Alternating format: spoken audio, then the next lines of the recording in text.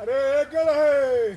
अरे भाई देखिए लो जौन बागी गेड़ा में गन्ना उन्ना मदरियो बहुत तुरंत लूटपाट करता रहो छिलो सबका हम गेड़ा पे चेक करता नहीं हम।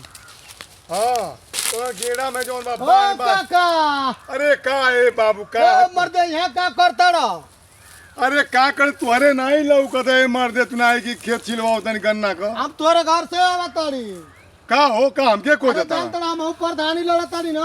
क्या प्रधानी हाँ हाँ हो सुनली हाँ कि जौन बा खीरामन प्रधानी लड़ता ना। हाँ अरे हो करीबना के मौगियो लड़तिया। अरे लड़े तो दुनिया लड़े उसे का लड़े देखबा। हम 15-20 साल से लड़ताड़ी। हाँ ये बता सही बाटे। लड़ताड़ी कि ना? हाँ हाँ ये तो जानकारी बा में। हम 15-20 साल से हारताड़ी। आय आपकी पारी ऐसा आशीर्वाद दो हमके कि हम प्रधानी जीत जाए। जा खदेरन काका का आशीर्वाद तो तू जीत अरे जाइए। हम इतना विकास कराई मर्दवा कि तू जनबा अरे कि भाव प्रधान जीतल बा हमार। अरे ये बतिया दे बाबू सब है कल लेकिन अब की तुहा के वोट दिया है तो एक विश्वास काम कर। करिहा चाचा का हाँ केहू के बहकावा मत नहीं हो मर्द तुहा के हीरामन वोट दिया है। आई पैसा लो आ जाके तू देखो खा, देखो पानी चार आप ये पियो। कुल काका हाँ, कलाल हो गइल करे करीब, अब हो देखो गइल का- अब तू लाचार मजबूर करता हाँ हमके हो गइल काका तो के पैसा नहीं देता। कहो हाँ करी मनो बसुन दन लड़तिया। हाँ लड़तिया वो।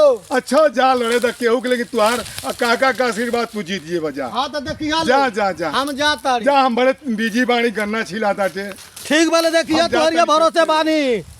बानी काका जी देख का हो अरे अरे बोला दादा हो कहिए काका अरे जी। तो के भगवान गच हो दादा तू कैसे घरमा करेगी? गइला नहीं रौरे अरे मन करवा बस सबे जो हबे हाँ, करी। तो पता चलल कि रौरे उखिया कटाइल बा त हम कहनी रौरे के का बूढ़ा भाग तो रे के कहले तू तो हम छोड़ के उखिया आ गए अरे लाते। नहीं हम कहनी हाँ। का रौरे के हम प्रदान करी काहे नहीं वहां से जाके उखिया में हम भेंट कर नहीं उखिया में काम घर में आके तो से मुलाकात।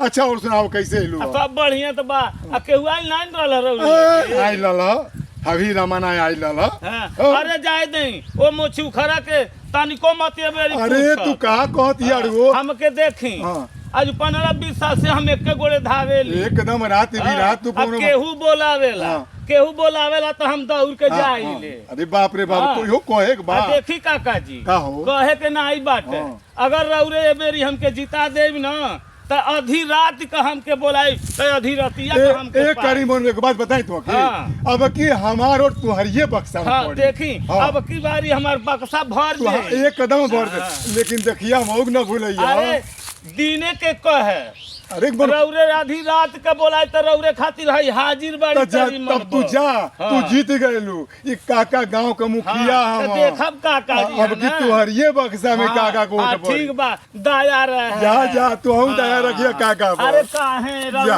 रौरे के हम नहीं भूलाई जा